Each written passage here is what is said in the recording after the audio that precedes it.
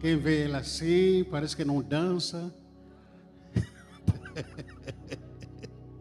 Aleluia, glória a Deus. Amém, irmãos.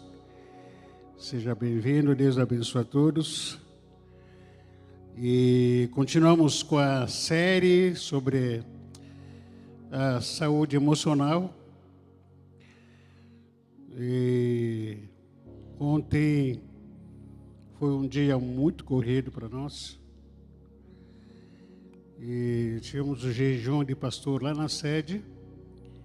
Logo depois que saímos de lá, acho que 2 horas, tínhamos que fazer 2 visitas que estavam em falta para nós.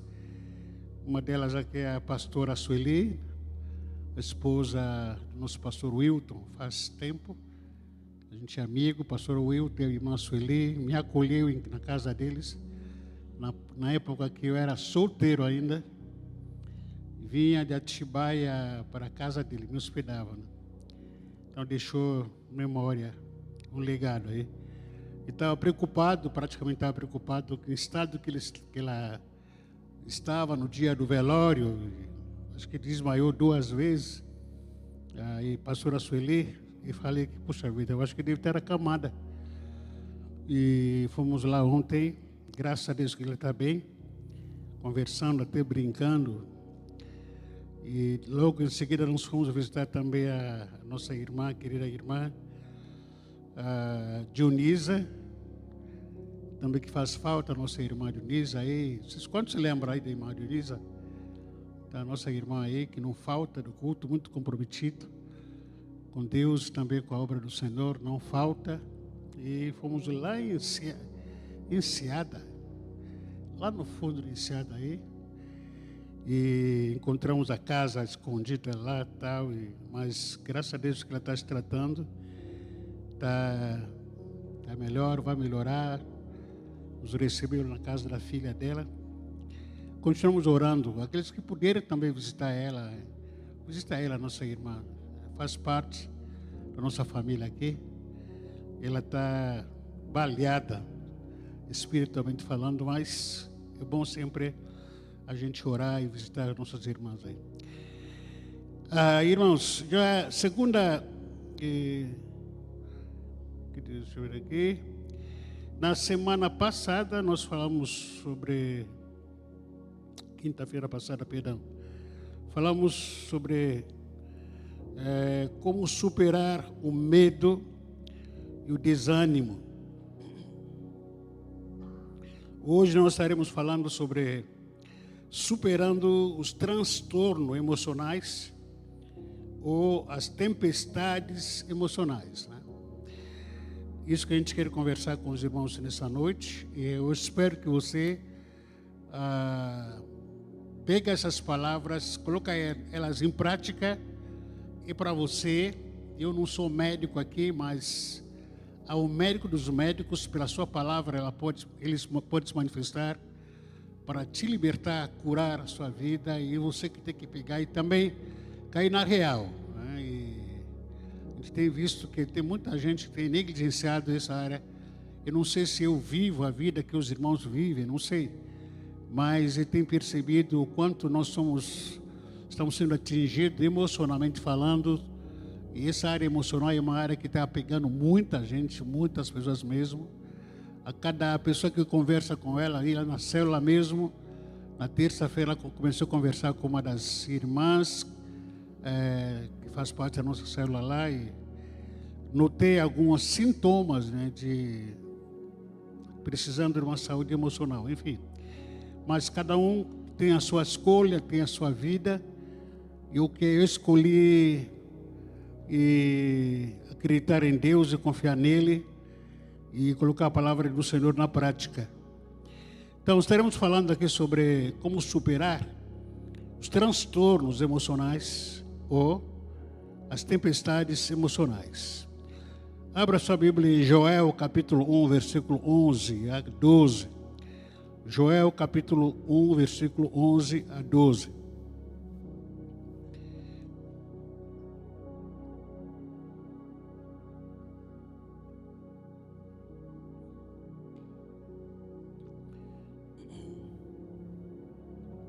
Joel capítulo 1, versículo 11 a 12. Fiquem desesperados. Vocês que trabalham nos campos, chorem. Vocês que cuidam das pareiras, pois não há trigo nem cevada. Todas as colheitas foram destruídas. As pareiras e as figueiras secaram. Estão secas as romazeiras, as palmeiras e as amacieiras, e todas as outras árvores frutíferas. O povo todo está triste. Logicamente, o contexto aqui é o contexto do pecado do povo de Israel, quando Deus mandou os gafanhotos sobre Israel. Consequentemente, eles sofreram calamidade, e nessa calamidade causou a tristeza geral, né, na vida do povo de Israel naquela época. Tristeza essa que muitas vezes que não é diferente da nossa tristeza de hoje. Esse sentimento de tristeza que nos abalam muitas vezes, né? E os transtornos emocionais são condições que afetam profundamente a maneira como nós pensamos. Quando uma pessoa que está sofrendo transtornos emocionais, dá para você notar, se você tiver discernimento, logicamente, não fica caçando quem está, quem não está, mas dá para observar, né, a fala da pessoa, as respostas que ela está dando para você, e muitas vezes a pessoa conversando contigo, uma pessoa que está com transtornos emocional, aquilo que ela está pensando, muitas vezes não responde, não dá feedback com aquilo que você está esperando dela. E, logicamente, com maturidade e sabedoria, você não vai querer estragar, né, a vida dela aí, para tentar humilhar ela. Mas dá para você notar que não, esse aqui está faltando alguma coisa que está acontecendo com essa moça, com esse rapaz, com esse irmão. E a gente entende quando a pessoa não está bem, por causa de transtornos emocionais que atinge os pensamentos, sentimentos e comportamento da pessoa. A gente falou sobre isso aqui num dos domingos, quando eu falei sobre a questão da depressão. O comportamento da pessoa muda quando a pessoa é atingida pelo transtorno emocional. E a gente vai falar sobre isso daqui a pouco. O transtorno emocional influencia também a maneira de nos enxergar. Como que você se vê? E, então, muitas vezes, depende muito de como você está emocionalmente.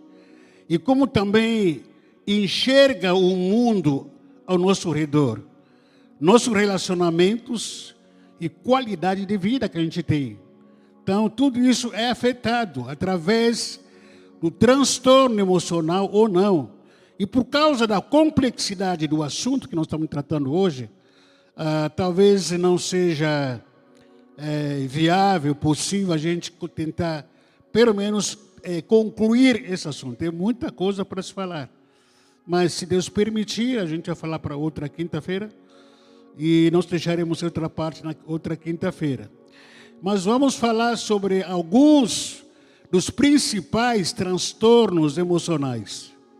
E suas definições e como identificá-los. Primeiro transtorno emocional é a ansiedade. O que é? Você é ansiosa? Não. Não, né? Você pergunta, você é ansioso? Não, eu não sou ansioso. Estou tranquilo. Mas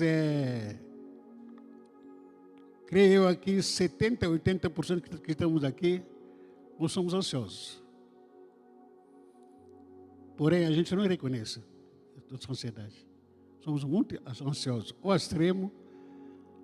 De alguma forma, há um sentimento de ansiedade que controla a vida da gente. Existem aqueles que têm ansiedade doentio. Outro aí que tem ansiedade normal, natural. E a ansiedade faz parte de todo ser humano. Há alguns que caem na armadilha de cair na escravidão da ansiedade. Então, a ansiedade faz parte da nossa vida. E o apóstolo Paulo, quando escreveu a carta de Paulo aos Filipenses, ele literalmente foi na ferida quando diz, no capítulo 4, versículos 6 a 7. Não andeis ansiosos por coisa alguma. Pelo contrário, sejam os vossos pedidos plenamente conhecidos diante de Deus por meio de oração, súplicas e ações de graça. E a paz de Deus, que ultrapassa todo o entendimento, guardará o vosso coração e os vossos pensamentos em Cristo Jesus. Não andar em quê? Não andar ansioso. Mas isso aí é apenas uma teoria. Na prática, nós somos muito ansiosos. Esse é um fato.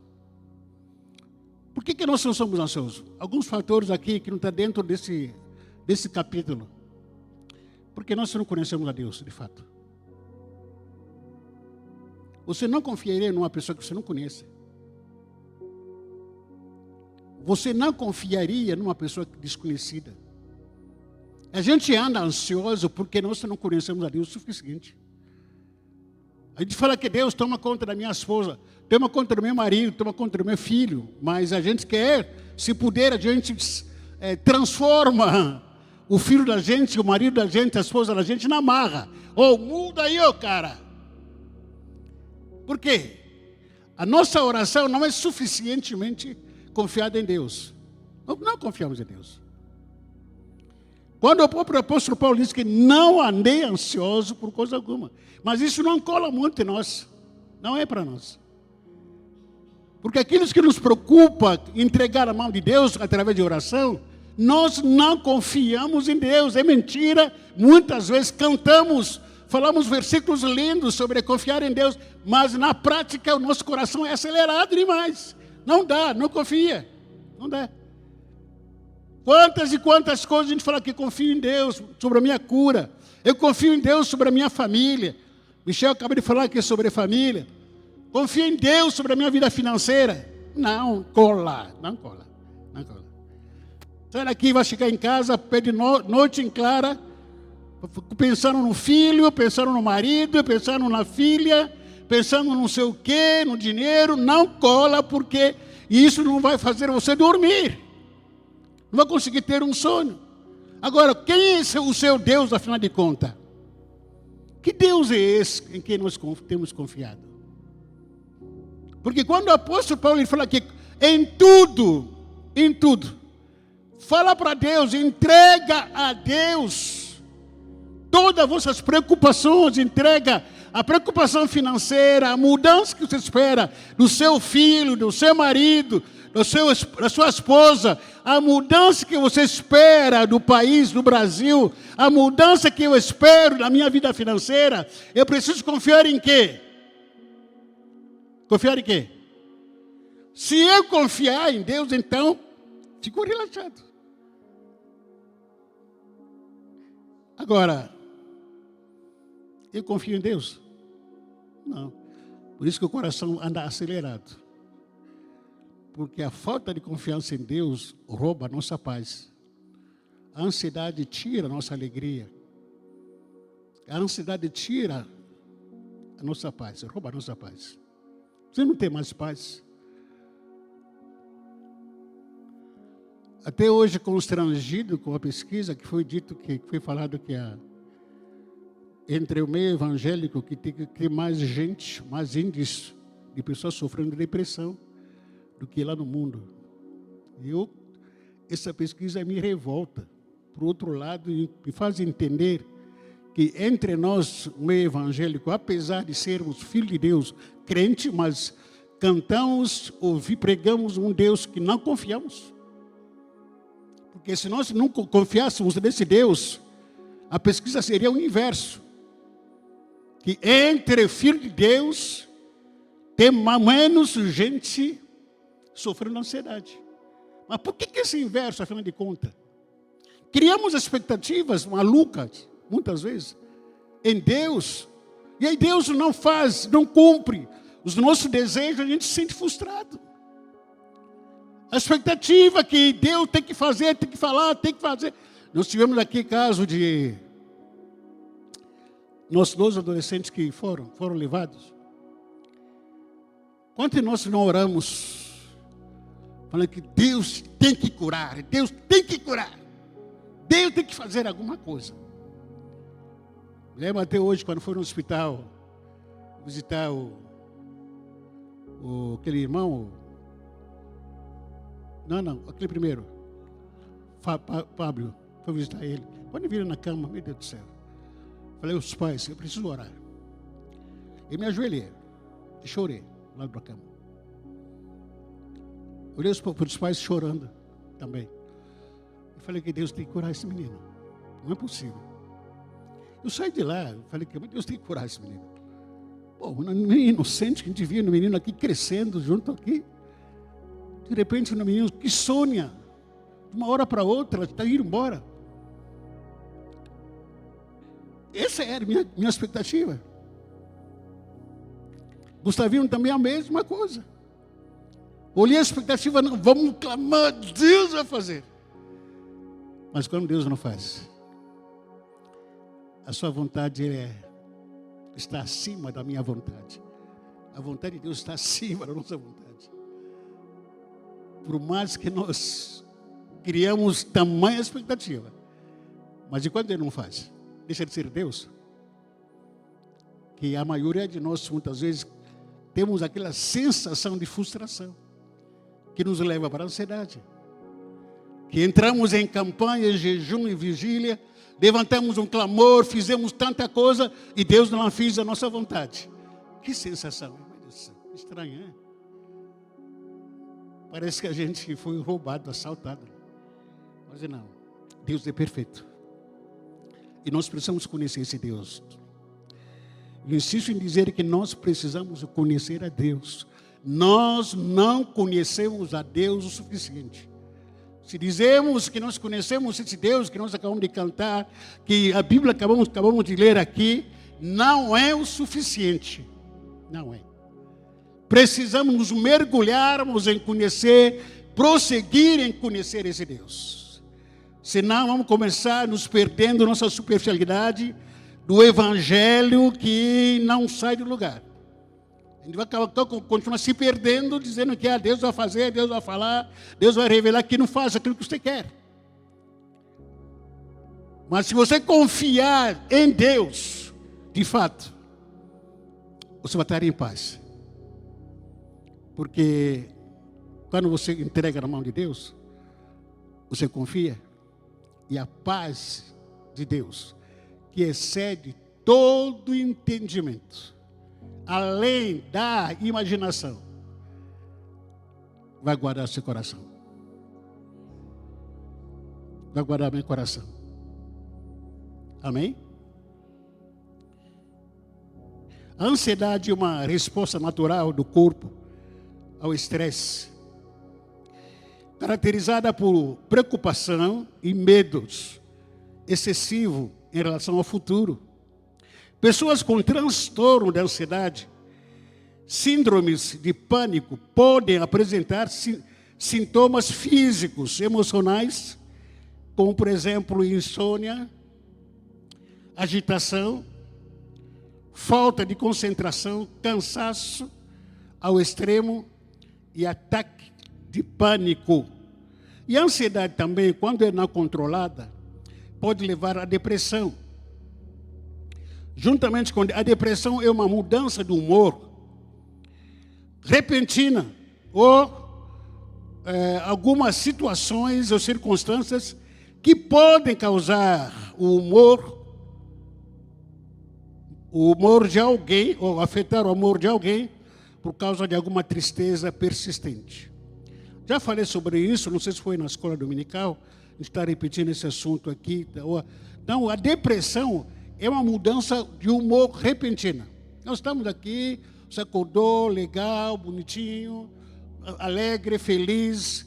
De repente, o seu humor pode mudar, aliás, da alegria para a tristeza. De repente, você é tomado por um sentimento de, que estranho, que eu estou chateado hoje. Eu estou triste, o que está acontecendo? Você se pergunta isso quando acontece comigo, eu me pergunto, mas o que está acontecendo?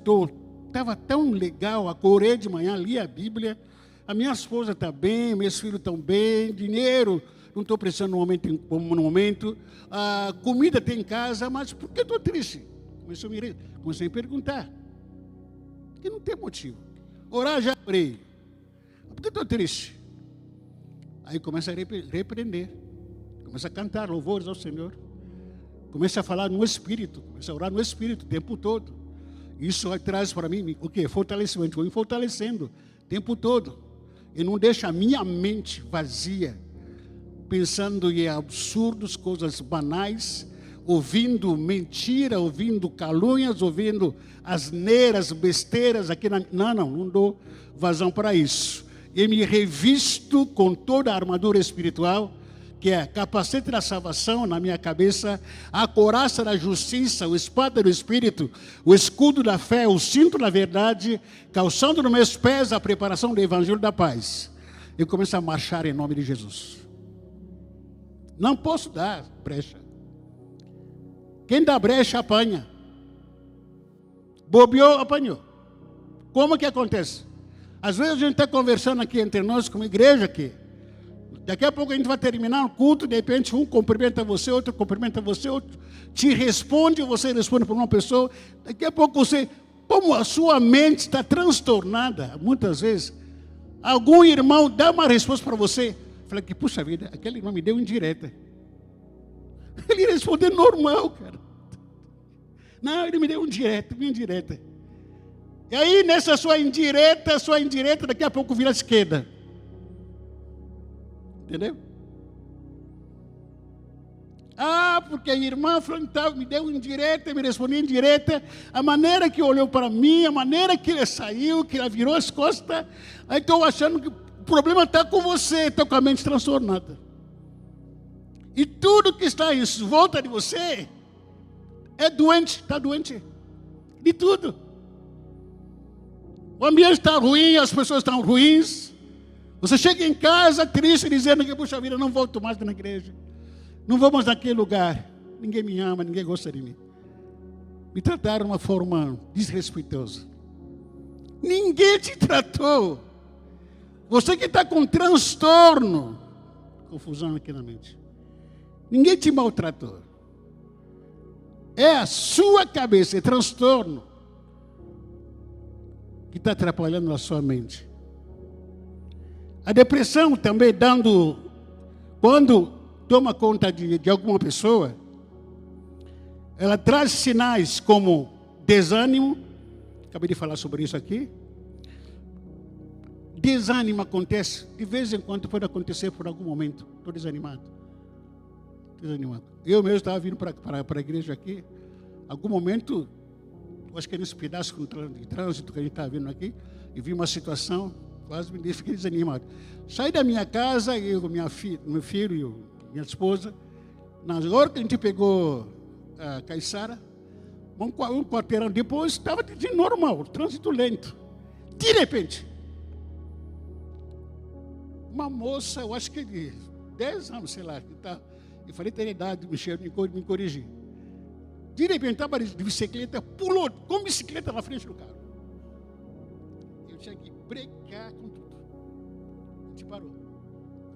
Porque se precisasse, precisava. Passou na cabeça dela. Eu entendi o recado. E falei que não vou me dar. Não vou me entregar, não. Vou me entregar. Paramos mais ou menos uns 2, 3 minutos lá. Vieram lá a vizinhança, toda aí tirou a moça. Graças a Deus que eu não caí com a bicicleta praticamente na frente do carro. Eu tinha que dizer antes. Aí não sei se é parente dela, aí tirou a bicicleta, tirou. Eu parei, fiquei esperando, esperamos lá mais ou menos uns 2, 3 minutos aí. E eu orando, vindo para cá, orando, entendi o recado. Falei que entendi o recado, sim. Entendi o recado. São situações que querem tirar você do foco. Então, o desânimo existe. Mas quando esse desânimo é persistente, como já falei aqui várias vezes, estou aqui confuso, em que momento que falei sobre isso, mas quando se encontra persistente, hoje, quinta, sexta, sábado, domingo, se esse sentimento de desânimo continuar em você, sábado até domingo, melhor procurar um especialista. Procura um especialista já. Precisa se tratar. Depressão dando sinais como desânimo persistente. Dormir além do normal, pessoas que ficam dormindo o tempo todo. Ou também pode ser insônia constante, que a pessoa que não consegue dormir. Sem vontade de comer. Tudo que gosta, não gosta mais. Há uma tristeza persistente na alma da pessoa. Angústia, confusão mental persistente. Perder prazer pela vida. Perder prazer pelas coisas simples. Perder prazer pelos locais. Acabei de falar sobre aqui. Por que algumas pessoas de repente falam que, puxa, não quero mais na PNL? Por quê? Porque o pastor é feio? Não, o pastor é... A esposa do pastor fala que eu sou lindo. Ela fala isso.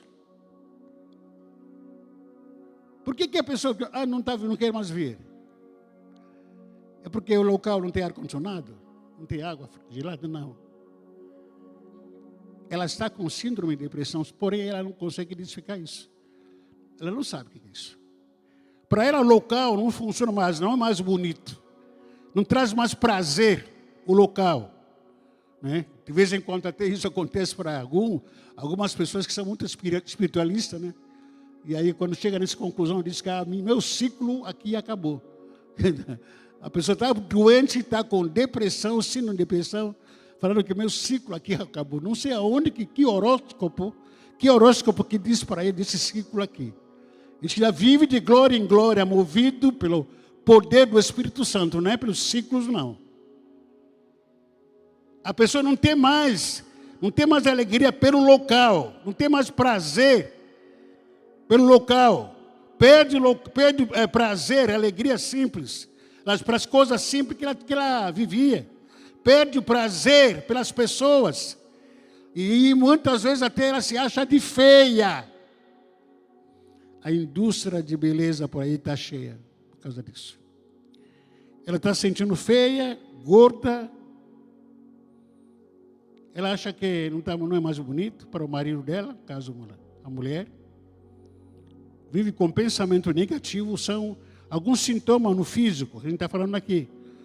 Incertezas, começa a se afastar da família. Presta atenção.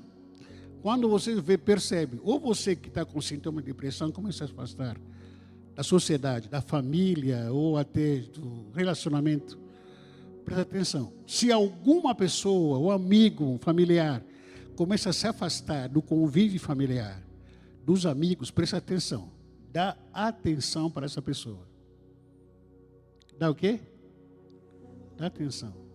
Não vai xingando, não vai esculachando, não vai falando um monte de asneira. Dá atenção para as pessoas. Estamos sentindo sua falta, o que está acontecendo, você não está vindo mais, o que a gente pode ajudar? A pessoa começa a se afastar do ambiente, da onde que ela frequentava, dos amigos, até da própria família. Chega em casa, ela está trancada no quarto. Chega em casa, ela está trancada no quarto, sozinha, lá no quarto. Vocês vão dormir, ela está acordada ainda, sozinha. O que acontece nas madrugadas da vida? Vocês sabem? Por causa disso que a gente vê em notícias, né, escândalos de violências, ou de madrugada, fulano tal matou a família, ou vice-versa. Alguém que suicidou-se, todo mundo foi dormir, uma pessoa que estava doente se matou, simplesmente. Porque estava sozinho no quarto, ficou sozinho enquanto todo mundo está dormindo por aí. Então, presta atenção no seu convívio familiares e amigos. E eu sei que é cruel isso, você assistir uma pessoa que está com depressão sério. Não é fácil, não é uma coisa mole, dá trabalho para caramba, dá trabalho. Mas é bom você procurar ajuda. Procura ajuda. Orar, tem que orar. Vamos ter que orar. Ler a Bíblia. Procura um terapeuta ou uma terapeuta. Temos aqui uma terapeuta lá atrás. Ela até levantou. Ela não está atendendo porque está grávida. Mas depois que ela nascer, quem nasceu a neném, aí vai ter uma fila lá na casa dela. Então procura um terapeuta. Se trata. Não tenha vergonha, não tenha medo. Procura um especialista para cuidar de você. Para de ficar se afastando da sociedade. E aí, junto com isso, vem ideia suicida. Tentando se matar. Sonhando o tempo todo. Com a morte. Morte. Tendo pesadelo com a morte. O tempo todo. Feche seus olhos. Se você, ainda não terminei, você se identificou com esse sintoma, um dos sintomas que acabei de falar aqui, vou te pedir uma gentileza, que você fique em pé, tá bom? Estaremos orando por você. Eu não estou preocupado se vou terminar agora ou não. Estou preocupado em abençoar a sua vida, cuidar de você, como pastor. Você tem tido sonho de pesadelo, de suicídio, de morte, de gente que morreu muito tempo atrás. Esses pensamentos, esse sonho estão se repetindo o tempo todo. Fique em pé. Tem tido pensamento de suicídio, querendo se matar.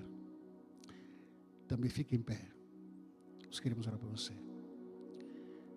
Tem sentido o coração acelerado, dor no peito. Também fique em pé. Não tenha vergonha. Sem medo. Não tenha vergonha. Coração muito acelerado. O desespero entra numa crise de pânico no meu coração. Estou perdendo o prazer pelas pessoas. Estou perdendo o prazer pela vida. Estou falando sobre isso, citando isso aqui. Se você puder ficar em pé, fique em pé. A intenção não é humilhar você. A intenção é ajudar você. Estou perdendo prazer por tudo que é bom. Fique em pé. Nós queremos orar pela sua vida. Em nome de Jesus Cristo. Sentimento de angústia, tristeza, o tempo todo. Desânimo, o tempo todo. Não tenha medo não, irmão. Tenha coragem. Tira o medo.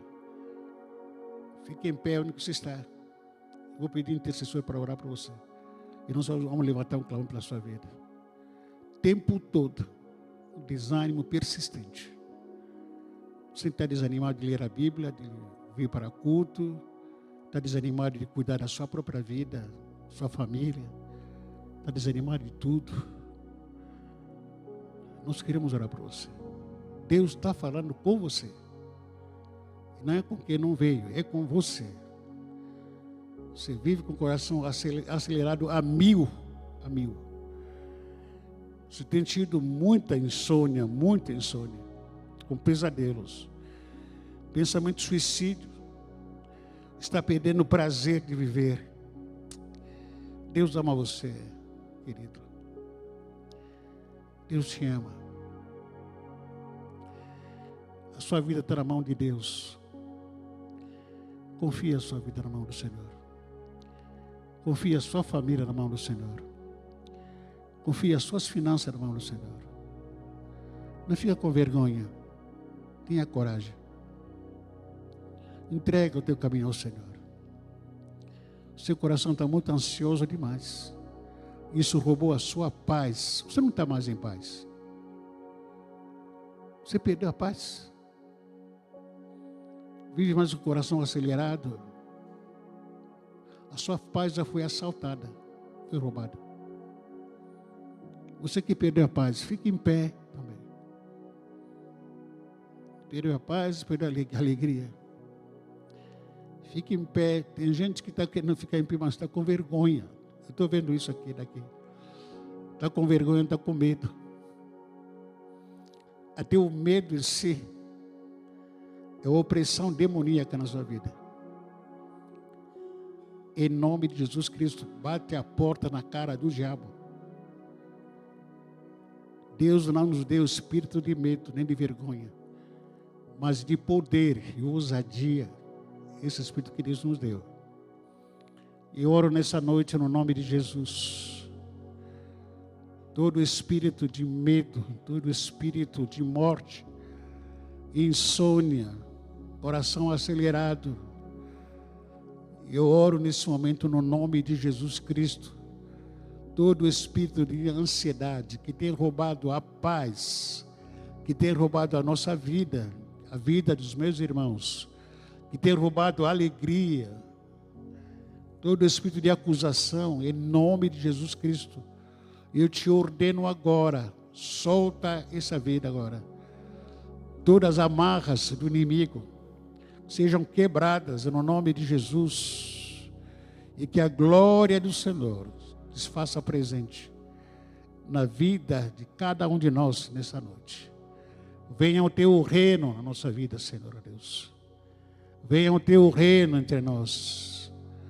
Estabeleça, Senhor, na glória, a tua justiça. Venha o seu tribunal entre nós, Senhor Deus, para julgar essa nação, para julgar a nossa vida. Vem, Senhor Deus, com a tua glória. E no nome de Jesus, no nome de Jesus. Amém? Amém? Amém? O segundo transtorno emocional é do estresse pós-traumático. Esse transtorno normalmente causado por alguns eventos traumáticos.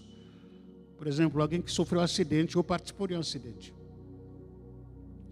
Alguém que sofreu violência. Infelizmente, vivemos um mundo que a família está destruída.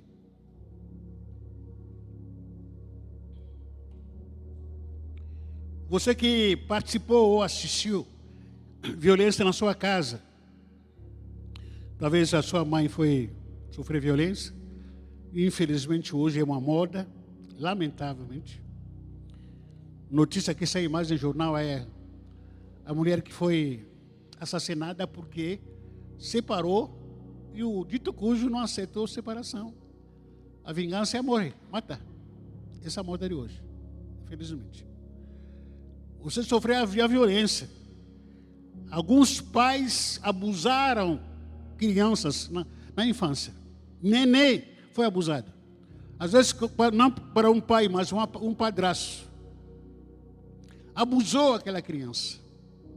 Talvez seja você. Abusado na infância. Você guarda isso a 7 chaves. Ninguém sabe. Você pode guardar a quantas chaves possível que você guarda, mas os efeitos desses traumas do passado ainda saem em você, se manifestam em você. Você sofre as consequências disso. Os efeitos dos abusos que você sofreu no passado, na infância, foi abusado por madrasto, padrasto, abuso sexual que você sofreu. A gente diz que a gente guarda as 7 chaves. Mas você não vai conseguir guardar as 7 chaves, as consequências. O pecado, o abuso, sim. Mas a consequência não. Sabe a consequência? Te escraviza. Faz você viver uma vida completamente diferente. Completamente oprimido ou oprimida. Você guarda as 7 chaves o acontecido. Mas a sua vida, não consegue. Você está debaixo de uma condenação. Que o inimigo te oprime. Está no cativeiro espiritual. Onde você geme e fica se perguntando, culpando talvez o marido ou a esposa para quem é casado. Mas o abuso que você sofreu, você está guardando. Enquanto você não confessar esse abuso, infelizmente, você continua debaixo de supressão. Violência, mais lembrança do passado, de violência que a gente falou aqui. Abusos, acabei de falar, que vem na mente como flecha. A gente vive de vez em quando, você está ali, daqui a pouco vem aquela flecha do passado. Abuso, um dia que foi trocado. No dia em que foi forçado, violentado. De vez em quando, está na subconsciência, de vez em quando vem como uma flecha dentro de você. É algo que você guarda, como a gente falou aqui, a 7 chaves. Mas as consequências eu não consigo guardar. As consequências estão no seu físico, na sua vida, no seu dia a dia. Não consigo esconder. Está embutido dentro de você. E muitas vezes também até a pessoa evita pessoas, lugares onde que ele sofreu abuso, que não quer mais nem passar perto. Já falei o testemunho muitos anos atrás, antes mesmo da gente mudar para esse salão aqui. Acho que não sei, não me lembro, acho que a pastora pode me corrigir depois. Acho que a gente estava recentemente aqui, mudado nesse salão. Fomos visitar uma irmã nossa aqui da igreja, muito antiga, de muitos anos. Quando a gente foi lá, orando por ela, me chamou a atenção a marca do sangue na parede. Falei que, puxa vida, irmã, para que aquele sangue na parede? É uma casa linda assim, mas tem uma marca vermelha aqui. E parece que não é pintura. Falou para mim, pastor, não é. Mas aquilo aí, quando o meu ex-marido, ele me violentava muito. Ele me agredia muito. Quando ele se matou com uma arma, esse sangue expirou naquele parede. Eu falei, mas por que não tira? Mas ele, não consigo tirar. Toda vez que ele bate o olhar naquela marca do sangue, lembra do ex. Das agressões do ex. Às vezes as marcas do sangue não estão na parede da sua casa, mas está na parede da sua alma. Toda vez que você vê aquela flecha, uma marca que foi deixada dentro da sua alma, você se lembra do ocorrido, do seu pai, do seu avô, do seu padrasto, um conhecido seu, você vendo a sua mãe sendo agredido. Isso mudou você. Você se tornou essa pessoa que você se tornou até hoje. Nome que possam trazer lembranças do passado. O transtorno do estresse pós-traumático afeta você no seu relacionamento. Você vai ter problema em se relacionar com outras pessoas. Terceiro e último lugar, o terceiro transtorno de personalidade de borderline. E esse outro transtorno, esse tratamento de personalidade é uma intensa instabilidade das emoções e nos seus relacionamentos e também na sua autoimagem. É uma intensa distúrbio de personalidade, esse transtorno de borderline. Isso, até me engasguei aqui. Esse tipo de pessoas que sofrem esse transtorno frequentemente enfrenta uma montanha russa das emoções. Sabe, não sei se já aconteceu contigo, ou já teve alguém que está andando com você. O humor muda, toda vez o humor muda. De manhã, de manhã estava por baixo, por alto. À tarde está para cá, à noite está para lá. Montanha russa, tempo todo. O humor, tempo todo. Não consegue se estabilizar. Fica mudando o tempo todo o humor da pessoa. Com sentimentos extremos e impulsos que dificultará os seus relacionamentos.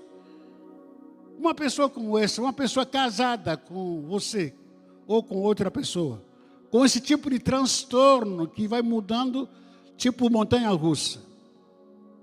Como é que ele vai conseguir aguentar você ou você vai aguentar essa pessoa? Que agora de manhã tomando café com tanta alegria, maravilha, daqui a pouco começa a chorar. Está chorando por quê? Por nada. Daqui a pouco vem a alegria de novo. Chega a noite, começa a chorar de novo. Aí você fica se perguntando, esse cara é drogado? Por quê? Ele está com um endemoniado? Às vezes não. Às vezes não, está com transtornos. Com sentimentos extremos e impulsos que dificultará seu relacionamento. Apresentar comportamento de autossabotagem, como automutilação, uso e abuso de substâncias.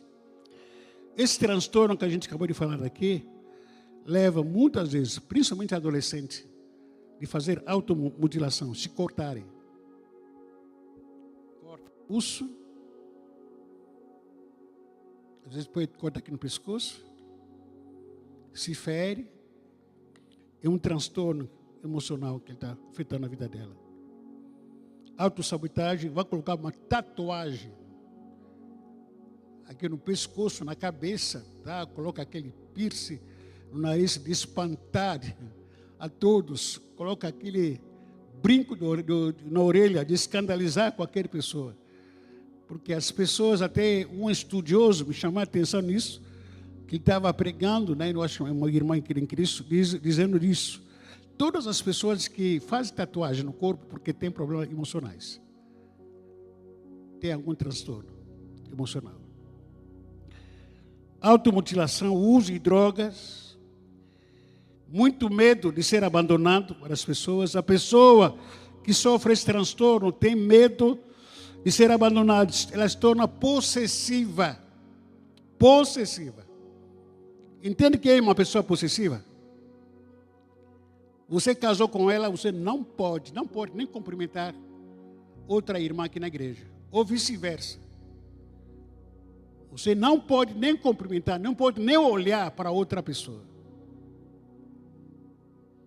Uma pessoa possessiva controla a outra, domina a outra. Não deixa o outro para respirar, nada. Controla tudo. Falou no telefone, falou com quem? Chegou 12 minutos atrasado, estava onde? Escrevendo uma mensagem no celular, no WhatsApp, estava escrevendo para quem? Para quem? Estava vendo um vídeo aí. Cada uma, meu Deus do céu. Uma moça, acho que ele tem um transtorno muito possessiva, encontrou um cartão, uma loja de peças, onde estava escrito, acho que a mocinete, isso. Chega numa loja de... a perguntar para ela, a moça está bem? Eu falei, não estou bem não. Ela, mas o que houve? Não, porque quer saber qual é a moça chamada aqui, a mocinete. Aqui, a mocinete. Está aqui, eu achei o cartão dela no bolso do meu marido. Está aqui, colocou lá na mesa de atendimento. E aí o atendente falou, então espera aqui, a mocinete. Aí chamou o outro vendedor lá, traga aqui a mocinete. Aí trouxeram que era uma peça do cara. Está aqui a mocinete. Eu falei, que é esse, a mocinete? Falei, Falei, então tá bom, me perdoa. Uma pessoa possessiva é doente. Literalmente. Não vive. É doente. Ela precisa ser curada.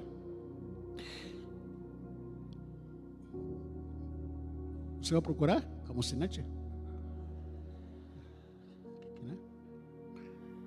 Se quiser procurar, pode procurar. Jesus. Alguns conselhos, rapidinho, só para terminar aqui. Quero ler alguns textos aqui, quem está anotando para anotar, Salmo 42, 11, e Isaías 43, versículo 18 a 19. Vou dar alguns conselhos aqui, de uma forma bem rápida. Vou ler só Isaías, capítulo 43, versículo 18 a 19.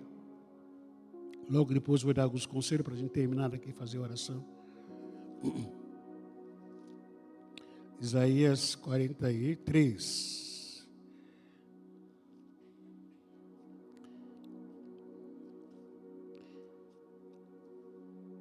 Oh, caramba, cadê minha Bíblia aqui? Isaías 43,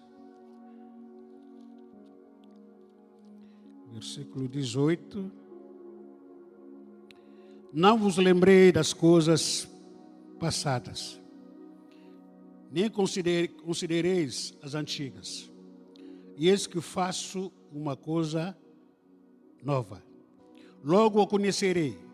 Porventura, não percebeis? E eis que porei um caminho no deserto e rios no ermo. Amém? Esqueça o passado. Não é que esquecer o passado assim. Você não está mais no passado.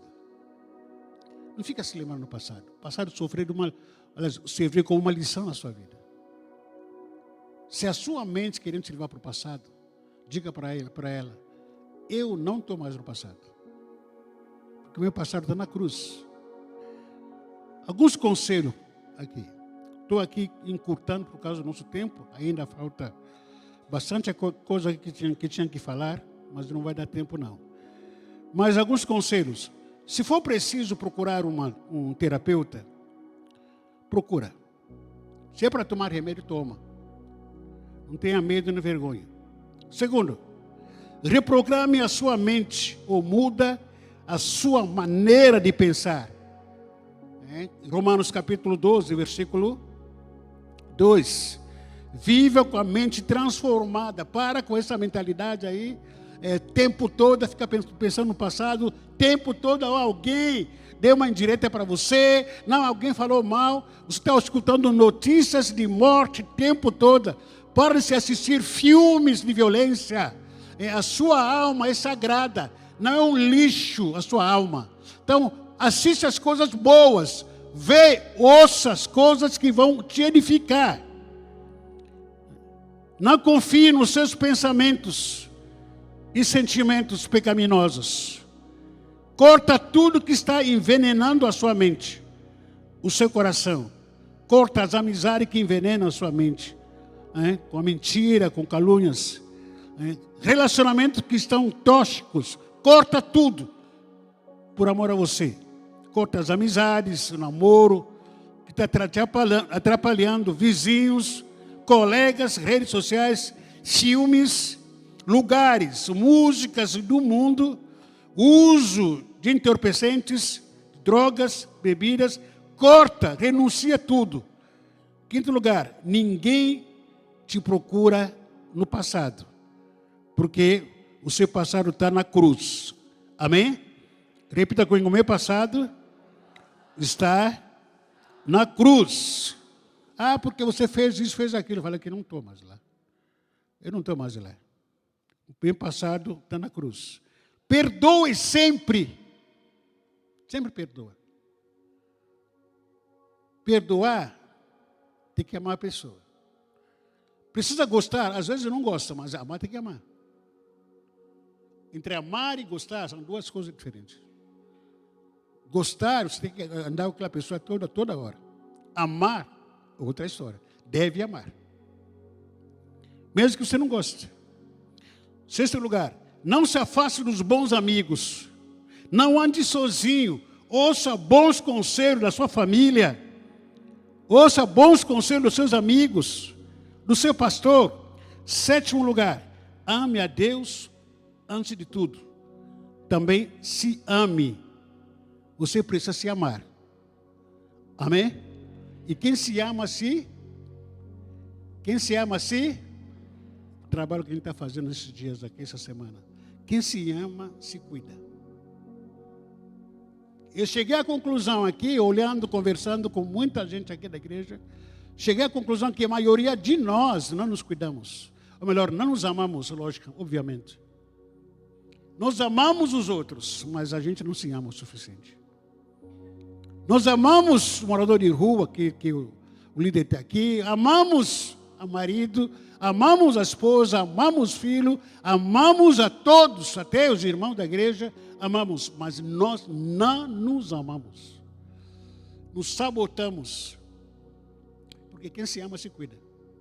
Quem se ama assim? Você se cuida. Você faz o que para se cuidar? Você faz o que para se cuidar? Você só pode cuidar o outro quando você se cuida, você estiver saudável para cuidar do outro. Sem cuidar, autocuidado pessoal, tentar cuidar o outro é hipocrisia, falsidade. Já viu um doente cuidando do outro doente? A pessoa aqui está doente, vou cuidar de outro. Não tem nexo. Primeiro eu tenho que me cuidar, eu. Não é egoísmo, é amor.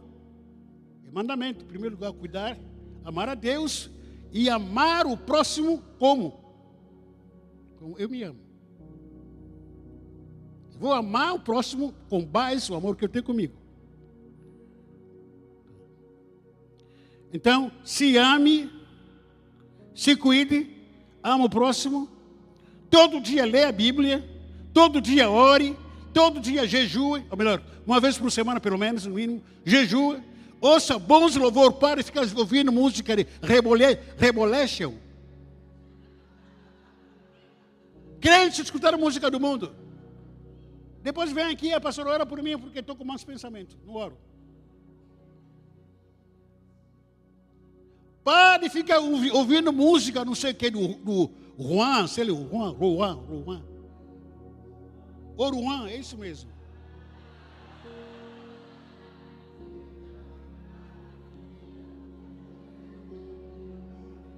Adolescente que gosta.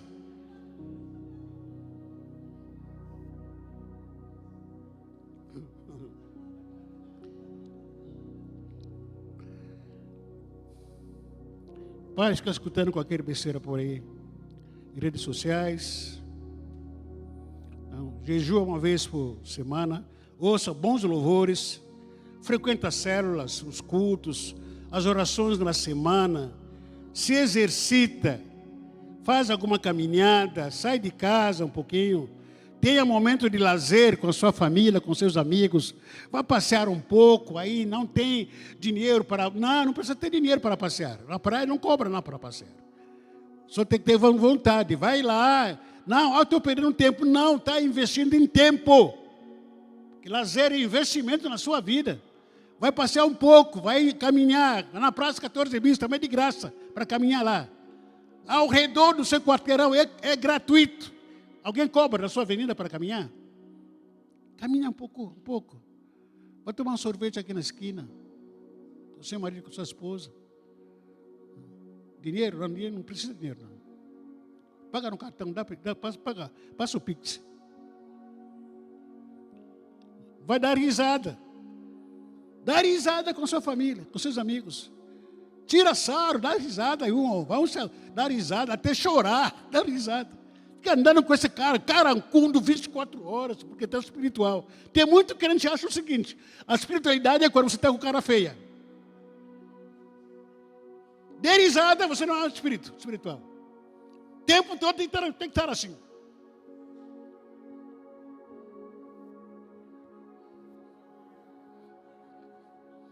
Achando que vai expulsar demônio com a sua cara.